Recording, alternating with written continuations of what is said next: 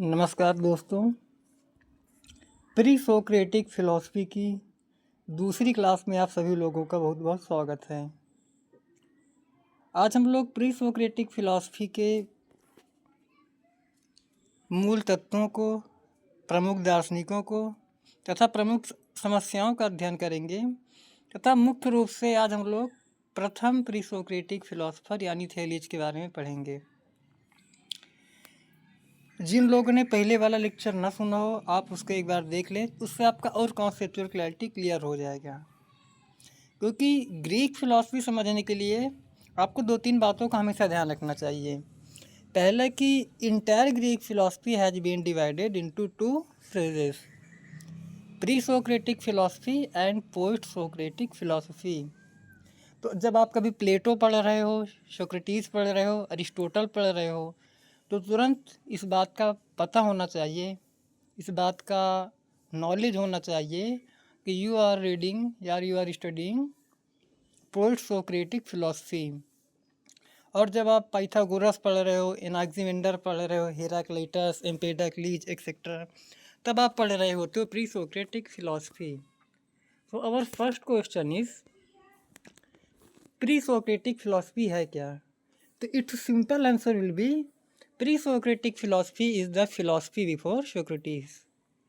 यानी यूनान में या प्राचीन ग्रीक में सुकरात से पूर्व जितना भी दर्शन का विकास हुआ, दर्शन शास्त्र में जो जो सिद्धांत आए, उन सारे सिद्धांतों को ही बोला जाता है प्री सोक्रेटिक फिलॉसफी। जिसमें आपके यूजी नेट एग्ज़ाम हो, या जो लोग अपना एमए कर रहे हैं, या फिर जो लोग सीयूईटी पीजी देंगे, सभी एग्जाम में अधिकांश क्वेश्चन पूछे जाते हैं ग्रीक फिलॉसफी से। सीयूईटी पीजी है तो 4-5 क्वेश्चन को पूछे, एटलीस्ट इन द यूजी से 8 to 10 क्वेश्चन में भी आस्क। आप लोग तो खुद देख रहे होंगे यूजली पैटर्न। तो it is not very hard concept, it is very simple concept that कि earlier to Socrates all those philosophers who have contributed in philosophy, they are considered as the pre-Socratic philosophers, and their philosophy is considered as the pre-Socratic philosophy. दूसरी बात, why pre-Socratic philosophers are very important. हम लोगों को कभी question करना चाहिए कि ऐसा क्या था उनमें। Like today we are living in the age of artificial intelligence, and आप सभी लोग कह सकते हो कि थेलीज की बातों में तो अंतिम सत्य नहीं है। Nobody is going to believe that कि सभी चीज़ें पानी से बनी हैं। Even we are not going to believe that Pythagoras ultimately true ही हो। ना ही कोई इस बात को मानेंगे कि पूरी तरीके हम लोग फायर को ही मान लें फंडामेंटल प्रिंसिपल। स्टिल कुछ चीज़ें हैं, कुछ फैक्ट हैं that should be kept in mind. Pre Socratic philosophers की ब्यूटी यह नहीं है कि उन लोगों ने जो फिलॉसफी दी वह आज रिलेवेंस है कि नहीं।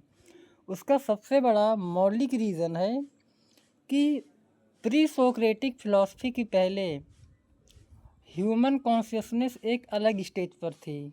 वो कैसी थी? माइथोलॉजिकल स्टेज, पौराणिक व्याख्याएं। And Thales was the first person who tried to explain each and every natural phenomena with the help of nature, with the help of scientific evidence, with the help of experimental reasons। कि थेलीज ने पहली बार कम से कम यह समझाने की कोशिश की कि जो हमारे आसपास घटनाएं घट रही हैं, इनका वैज्ञानिक कारण क्या है, एक ऐसा कारण जिसको सभी लोग देख सकें, जिसको सभी लोग वेरीफाई कर सकें। सो ये एक क्या है? साइंटिफिक टेम्परामेंट है, एक वैज्ञानिक पद्धति है। यही उन लोगों को महान बनाती है। हम लोग भी छोटी छोटी चीज़ों में सोचें। अगर आपसे कोई बोले, हमने एग्जाम्पल लिया था लास्ट क्लास में कि अगर कोई बोले बारिश क्यों होती है, तो आप लोग बहुत जीनियस पर्सन हो, आप लोग बता दोगे कि ये रीज़न है, वाष्पीकरण होता है, इवेपोरेशन, जो सन हीट है उसकी वजह से हमारा पानी जो है नीचे का वो ऊपर भाप बन जाता है, वही बाद में संघनित होकर के फिर नीचे आ जाता है। ये एक व्याख्या है, दिस इज एक्सप्लेनेशन। बट एक समय पर यह भी माना जा रहा था कि इंद्र भगवान की वजह से पानी बरस रहा, कहीं पर माना जा रहा था कि अपोलो देवता की वजह से बारिश हो रही है। अब तो आर्टिफिशियल रेनिंग भी होती है, तो हमारे बिलीफ सिस्टम बदले ना। इन द सेम वे कि जितने प्री सोक्रेटिक फिलोसफर्स हैं, उन लोगों ने ह्यूमन कॉन्शियसनेस को रेज किया, उठाया। कहाँ से? It was shift from the mythological period to reason. इंसान पौराणिक व्याख्याओं से तर्क पर आ चुका था। यही रीज़न है कि प्री सोक्रेटिक फिलोसफर्स का बड़ा महत्व होता है। और इनकी क्या रीज़न है क्यों पढ़नी चाहिए प्री सोक्रेटिक फिलॉसफी? क्योंकि उन्होंने कुछ कंट्रीब्यूशन दिए अलग अलग फील्ड में। लाइक जब आप प्री सोक्रेटिक फिलॉसफी पढ़ोगे तो आपको कुछ बातें ध्यान में ज़रूर रखनी चाहिए।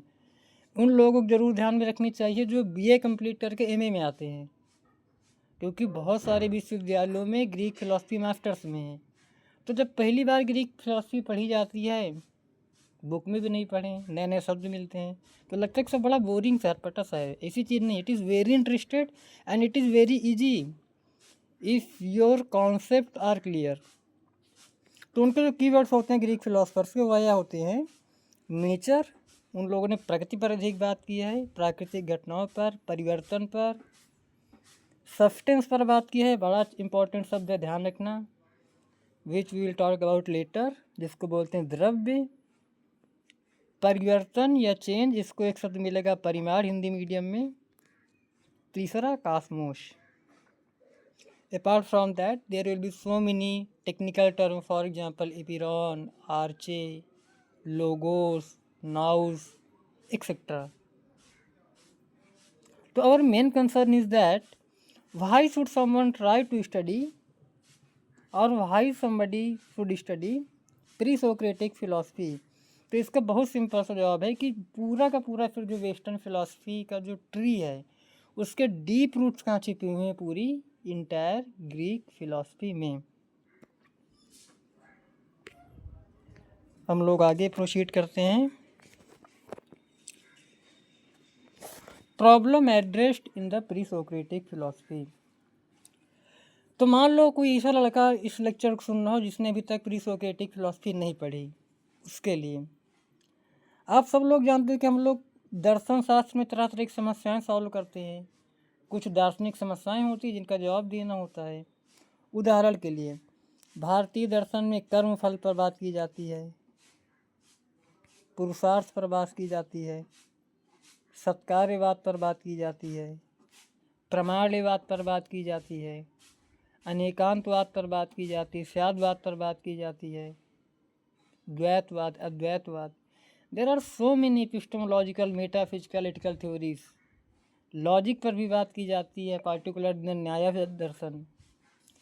तो प्रत्येक दर्शन का, दार्शनिक संप्रदाय का उस समय की अपनी एक डिमांड होती है, अपनी एक ज़रूरत होती है, और उस ज़रूरत के अनुसार वहाँ का दर्शन विकसित होता है।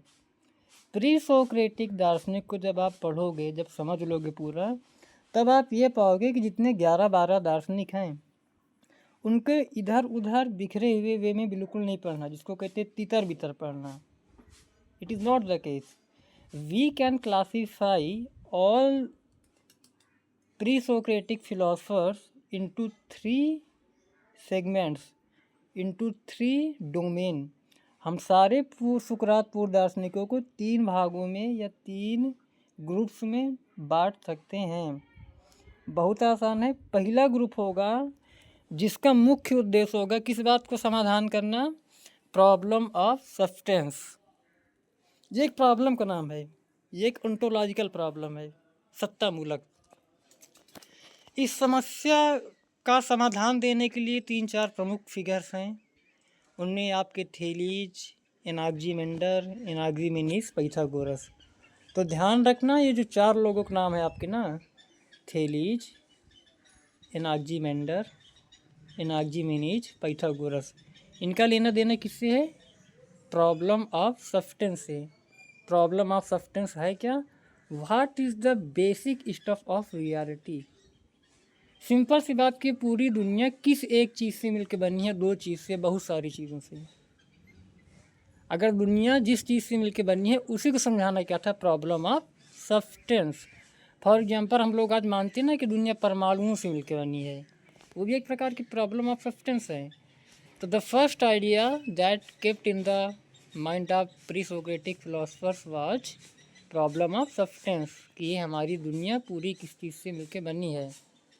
Another very important problem was that, I think आप लोग इसको जानते भी होंगे बहुत अच्छे से, problem of change.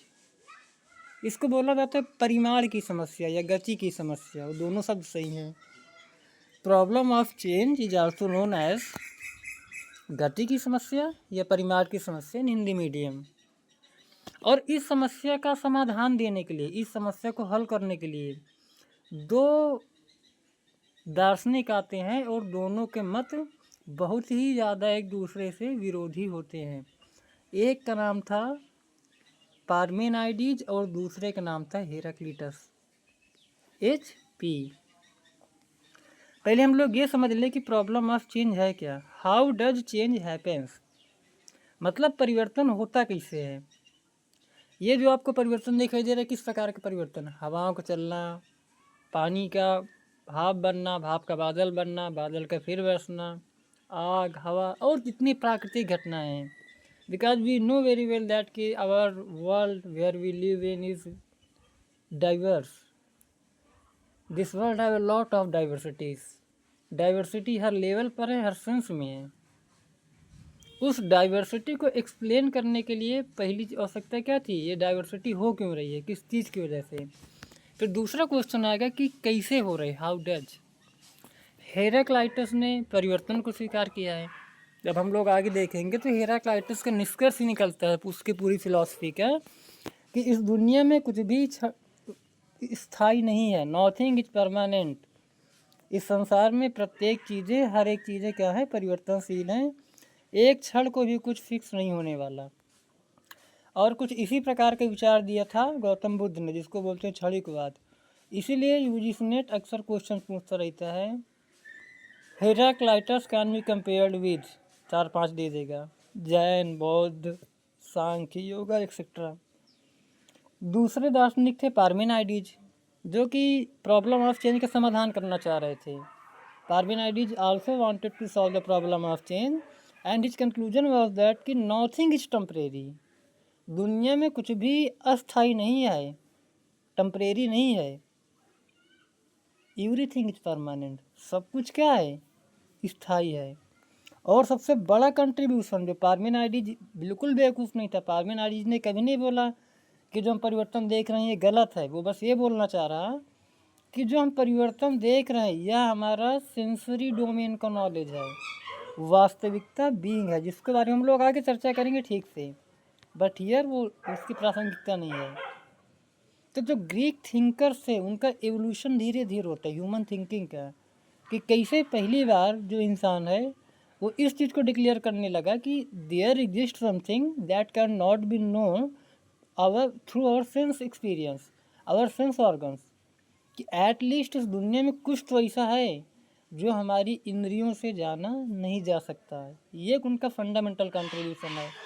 Before Parmenides, if you talk about Pythagoras, उसने सोल जैसे सब डायरेक्ट नहीं बोले, but Pythagoras was talking about transmigration of soul. उसको कम से कम ये एक विचार आया कि नहीं, हमें मरने के बाद भी फिर आना है, हमारे अंदर कुछ न कुछ ऐसा है, हमारी एग्जिस्टेंस में कुछ न कुछ ऐसा है जो कि शाश्वत है एक प्रकार से, मरने के बाद भी हमें फिर आना पड़ेगा उसकी वजह से। तो आप लोग ग्रीक थिंकिंग को देख सकते हो धीरे धीरे कैसे इवॉल्व हो रही, कैसे ग्रो कर रही है। और उसी ग्रोथ का नतीजा आज हम लोगों को क्या है, हम लोगों को पूरा मॉडर्न वर्ल्ड, मॉडर्न सोसाइटी, सब कुछ। एंड लास्ट कंट्रीब्यूशन और द प्रॉब्लम जो एड्रेस करते हैं प्री सोक्रेटिक फिलोसफर्स, वो थी यूनिटी वर्सेस डाइवर्सिटी। चलो ठीक है, ये जान लिया गया कि दुनिया किससे मिलके बनी है। जवाब कुछ भी है, वाटर हो सकता है, एपिरॉन हो सकता है, नंबर्स हो सकते हैं, एयर हो सकता है। ये भी मान लिया जाए कि सब कुछ परिवर्तनशील है, कुछ भी परिवर्तनशील नहीं है। ये दो अलग अलग प्रॉब्लम है। तो तीसरी समस्या खड़ी होगी, वह यह होगी, आप एक ऐसा मॉडल ला के दे दो जिससे क्या होने लगे, आप ये भी प्रूफ कर लो दुनिया में ये चीज़ शाश्वत है, स्थायी है, सब कुछ इसी से मिल के बना है, और इससे सारे परिवर्तनों की व्याख्या हो जाए।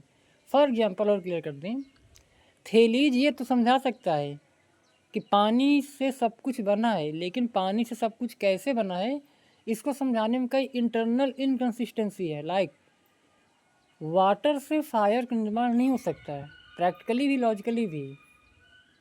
एयर से बहुत चीज़ों का निर्माण नहीं हो सकता है।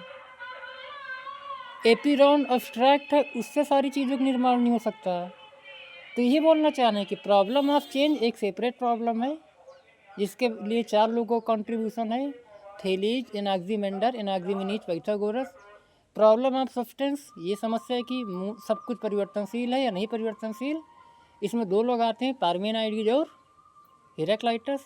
जब इन दोनों लोगों ने अपनी बात रख ली तो जो नए फिलोसफर आते हैं जो पार्टिकुलरली एटॉमिज्म को कैसे जन्म दे देते हैं, उनकी हम लोग आगे चर्चा करेंगे नेक्स्ट क्लास में जब भी टर्न आएगा उसका। तो ये देखना बहुत ज़रूरी हो जाता है कि entire Greek philosophers can be divide into 3 gangs, 3 groups. पहले हो जाएगी प्रॉब्लम ऑफ चेंज को समझाने वाले, प्रॉब्लम ऑफ सब्सटेंस को समझाने वाले और डाइवर्सिटी को समझाने वाले। डाइवर्सिटी को समझाने वाले में आपके 4 लोग हैं, एम्पेडाक्लीज, ल्यूसिपस, डेमोक्रिटस और एनाक्सागोरस।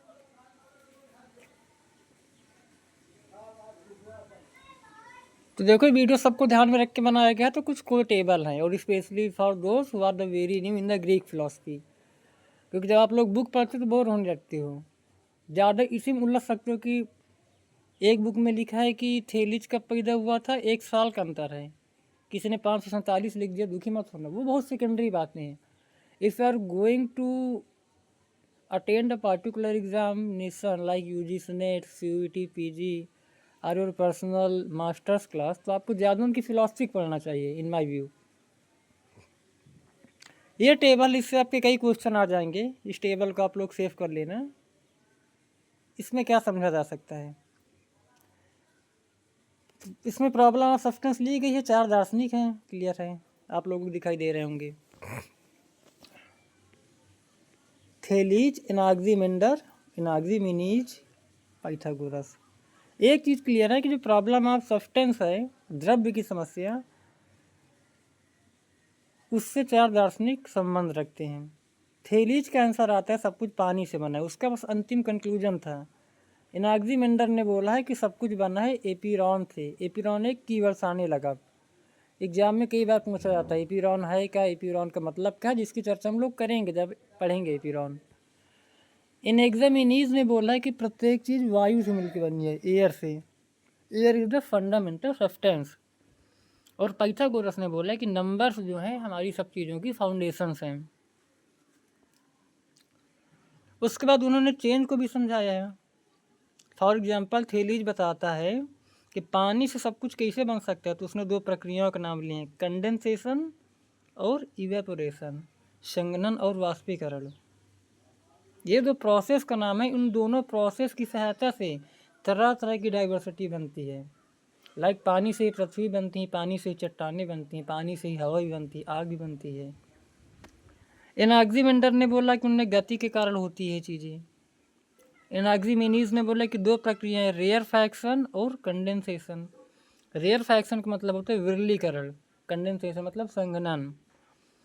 और पाइथागोरस ने बोला कि हार्मनी ऑफ रेशियो, अलग अलग अनुपात से, अलग अलग रेशियो की वजह से चीज़ों का स्ट्रक्चर अलग अलग हो सकता है। आई होप कि आप लोग इस टेबल को पढ़ना, फिर कोई दिक्कत बताना, ये आपके माइंड में आपके लिए ठीक ठाक है कॉन्सेप्चुअल क्लैरिटी के लिए। लास्ट इसमें क्रिटिसिज्म भी लिखा है, लाइक आप अपने आप से पूछे कि high water not universal, lack of empirical proof.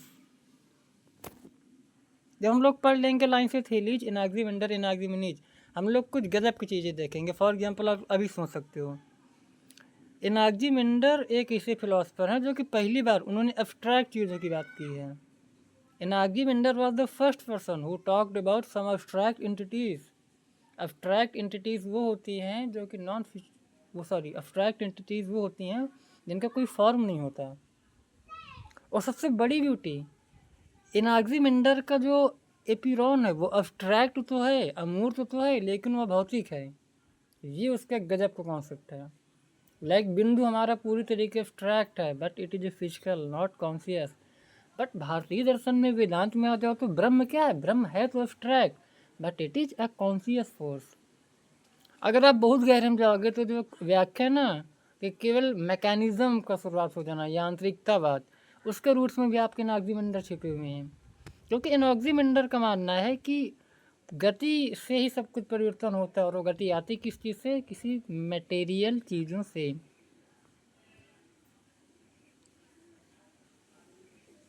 आप लोग इस स्लाइड को देख लेना, इसके बाद हम लोग लास्ट पढ़ते हैं। तो फर्स्ट प्री सोक्रेटिक फिलोसफर हैं थेलीज। आई होप आप इनके बारे में बहुत कुछ जानते होंगे, थोड़ा बहुत फिर भी जान लें। Thales is considered as first philosopher, first mathematician and first scientist too. और थेलीज का कंट्रीब्यूशन क्या है कि उन्होंने एक सूर्य ग्रहण के बारे में बताया था, सोलर इक्लिप्स। और उनका कंट्रीब्यूशन मेजर क्या है कि उन्होंने एक मैथमेटिक्स में थ्योरम की बात की थी। और उनके मैथमेटिक्स में कुछ मेजर कंट्रीब्यूशन क्या है? लाइक थेलीज ने पहली बार बताया था कि अगर एक सर्कल है, एक वृत्त है, उस वृत्त में हम लोग क्या खींच दें? व्यास, जिसको हम लोग डायमीटर बोलते हैं। तो ये व्यास क्या करेगा? इस पूरे वृत्त के दो बराबर बराबर क्षेत्रफल वाले टुकड़ों में विभाजित कर देगा।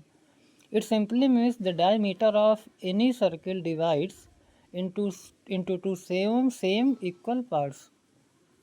But we are not going to deal with these mathematical ideas. We'll try to understand the philosophical ideas given by Thales. First, introduction. So Thales was the founder of Western philosophy, first to search the natural explanation. हम लोगों ने शुरू में देखा ना कि ancient Greek philosophy में पहले लोग माइथोलॉजिकल सोच रहे थे। होमर, इलियड की व्याख्या चल रही थी, हर चीज़ की एक्सप्लेनेशन क्या है, दुनिया किससे बनी है, सारे परिवर्तन क्यों होते हैं। लेकिन आगे चल के एक शिफ्ट हुआ, लोग माइथोलॉजिकल ऐसे रेशनलिटी में एंट्री मारते हैं। उसमें थेलीज सबसे अग्रदूत थे, पायनियर से। थेलीज के की आइडिया क्या है? The fundamental substance is water, everything originates from the water. Exam में 2 ही 3 तरीके के क्वेश्चन पूछे जाते हैं। सबसे सिंपल क्वेश्चन होगा, वाटर से बनी है, आप लोग कर ले जाओगे। दूसरा क्वेश्चन पूछ सकता है कि किन किन प्रक्रियाओं द्वारा बनती हैं, 2 प्रक्रियाओं का नाम बोल देना। हम लोग अभी अब पढ़ेंगे, एक को बोलते हैं संघनन, एक को बोलते हैं वाष्पीकरण। 2-3 स्टेटमेंट वाइज क्वेश्चन आते हैं। जैसे एक क्वेश्चन पूछ लेता है कि पृथ्वी चपटी है, ये किसने बोला है? थेलीज ने। The earth is a flat disc. आप लोग एक और नोट कर लीजिए कि पृथ्वी जल में तैरती है, ये भी थेलीज ने बोला है। और एक स्टेटमेंट आ सकता है काफ़ी ठीक ठाक कि प्रत्येक चीज़ों में चुंबकत्व होता है, ये भी थेलीज का है। All living things need water, इसके पीछे तर्क थे। थेलीज ने क्यों माना कि वाटर ही सब कुछ है? Water exist in the solid, liquid and gaseous form. क्योंकि थेलीज को लगा कि पानी एकमात्र ऐसी चीज़ है जो सॉलिड भी हो जाती है, गैस में भी बन जाती है और लिक्विड में भी। तो मोस्ट पॉसिबिलिटी कि इसे सब कुछ बना हो। Explain change through the condensation and rarefaction. उसने 2 प्रक्रियाओं की सहायता से, जल के द्वारा 2 प्रोसेस की सहायता से, संघनन और वाष्पीकरण या विरलीकरण की सहायता से व्याख्या करने की कोशिश की कैसे समस्त चीज़ें बनी हैं। और हम लोग 2 प्रक्रियाओं को समझ लिए, फिर आज कम से कम खत्म करने। प्रॉब्लम आप प्रोसेस आप चेंज है क्या? यानी थेलीज ने ये तो बता दिया कि सब कुछ वाटर है, फंडामेंटल प्रिंसिपल। एक चीज़ आप लोग और ध्यान देना, जो लोग CUET देते हैं, आपसे कभी कभी क्वेश्चन पूछा जाएगा, what is the arche according to Thales. Arche, ARCHE। Arche एक टेक्निकल वर्ड है ग्रीक का। अर्चे शब्द का मतलब होता है the first principle, the first cause, the fundamental substance. मतलब अर्चे एक शब्द का नाम है। अर्चे का मतलब ही होता है वो चीज़ जिससे सब कुछ मिलके बना हो। तो कोई ये बोल सकता है according to Thales arche is water, water is arche. कोई ये भी बोल सकता है कि water is the primary cause, कोई बोल सकता है कि water is the fundamental cause. सारी एक्सप्लेनेशन सही है, बट ध्यान रखना arche is a technical word. This word is use to explain the fundamental substance. जैसे क्वेश्चन पूछ लेगा एनाक्सीमेंडर के अकॉर्डिंग अर्चे क्या, तो बोल देना भी राउंड, बात खत्म। थेलीज ने बोला कि रेयर फैक्शन एक या evaporation, evaporation is more appropriate. Evaporation एक प्रोसेस का नाम है, वाष्पीकरण। इससे क्या होता है, पानी गर्म होकर के भाप बन जाता है, हवा बन जाता है। जब भाप बन जाएगा, हवा बन जाएगा तो और हल्का हो जाएगा। और हल्का होकर के क्या फैल जाता है ऊपर, इससे हमारे तारे वगैरह बने हैं। यानी हमारा पानी हल्का होकर के हवा बनता है, गैस बनता है, भाप बनता है, आसमान में तारे वगैरह जो दिखाई दे रहे हैं इसी पानी से बन गए। उसने दूसरी प्रोसेस समझाई, उस प्रोसेस का नाम रखा कंडेंसेशन या संघनन। और समझाया कि जब पानी ठंडा होने लगता है, जैसे पानी है ना, ठंडा कर दो बर्फ़ बन जाती है, उसने बोला पानी कूल होकर के बर्फ़ बन जाता है, बर्फ़ भी और ठंडी होकर के पृथ्वी बन जाती है, और पृथ्वी से सब कुछ क्या बनी, चट्टानें वगैरह, माउंटेन्स वगैरह। तो ओवरऑल थेलीज ने अपने टाइम के अकॉर्डिंग जा कर के जो कुछ भी उससे बन पड़ा समझाने की कोशिश की, साइंटिफिक। ये बड़ी महानता थी। थेलीज की महानता ये नहीं कि आज भी प्रासंगिक है, नहीं। थेलीज की महानता ये है कि उसने माइथोलॉजिकल समुदाय में रह करके, माइथोलॉजिकल लोगों के बीच में रह करके अपने आप को रेशनली जस्टिफाई किया। कुछ कीवर्ड्स हैं उसके दर्शन से रिलेटेड, जिन लोगों के इमेज चल रहा हो वो लोग विशेष ध्यान दें। जब आप असाइनमेंट बनाओगे, जब आप लोग एग्जाम में दोगे तो अच्छे अच्छे सब लिख देना। वो क्या क्या है? नेचुरलिज्म, प्रकृतिवाद, इसका मतलब होता है कि प्राकृतिक घटनाओं से कुछ समझाना। जैसे हमने आपसे बोला पानी क्यों बरसता है, तो किसी ने बोला पोलो देवता, इंद्र देवता। वो क्या है? वो थियोलॉजिकल एक्सप्लेनेशन है। लेकिन जब आपने बोला कि पानी इन प्रोसेस द्वारा स्वयं बादल बनाते हैं अपने आप को फिर बरसता है, वो क्या है? Scientific explanation. दूसरा रहेगा मोनिज्म। मोनिज्म मतलब होता है एक बात। अगर थेलीज ये बोल दे कि दो चीज़ों से मिलकर दुनिया बनी है तो हो जाएगा डुअलिज्म। क्योंकि हम लोग आगे देखेंगे कि कैसे ग्रीक थिंकर्स शुरू में तो मोनिस्टिक अप्रोच में चल रहे थे, और अचानक जब सॉल्यूशन का नंबर आते हैं ना, एम्पेडक्लीज, समझो, वो सब के सब क्या हो जाते हैं? Pluralism, atomism. वो टर्म कैसे आता है? It will be very interesting to all of you. एक भी शब्द मिलेगा आप लोगों को, हाइलोजोइज्म। इसका मतलब होता है सर्वचेतनवाद। थेलीज मानता था कि दुनिया में जितनी भी चीज़ें जिनको हम लोग बोलते हैं ना कि ये सजीव है, निर्जीव है, उसने कहा सब में कुछ ना कुछ लिविंग फोर्स होता है। उसने कॉन्शियसनेस जैसे वर्ड नहीं यूज किए हैं, बस उसने ये बोला कि प्रत्येक चीज़ों में एक प्रकार से जान है। हम लोग बोलते हैं कि पेड़ पौधों में भी जान है। बोल बस देते हैं, लेकिन शर्म नहीं लगती काटने में, दया लगती है, कही देती कि हाँ जान है, सजीव सजीव है। तो by the way I hope आप लोगों को ये क्लास ठीक ठाक ही लगी होगी, क्योंकि रीजन्स है I have to coordinate, I have to keep in mind all the fact. जो लोग न्यू है वो लोग अपना एक्सपीरियंस ज़रूर बताएं, और जो लोग ऑलरेडी सब कुछ पढ़ें तो उनके लिए यही है कि आप लोग अपने क्रिटिकल इवैल्यूएशन ज़रूर दो। How can I make my class more better, more useful. ऐसा भी नहीं कि इसको देख करके आप सब कुछ जान गए। हम्बल रिक्वेस्ट, रीडिंग का कोई अल्टरनेटिव नहीं है, ये बस इस उद्देश्य से बनाई गई है कि जो लोग बिल्कुल नए हैं, जिन लोगों को थोड़ा बहुत कुछ डाउट्स होते हैं, यू कैन डू कमेंट। आप लोग कमेंट सेक्शन में डाउट्स लिख सकते हो। आपको क्लास कैसी लगी, आपका कोई राय, कोई ओपिनियन, कोई जिज्ञासा, if I know then I will try to answer you in the next class. So take care, tata, bye bye.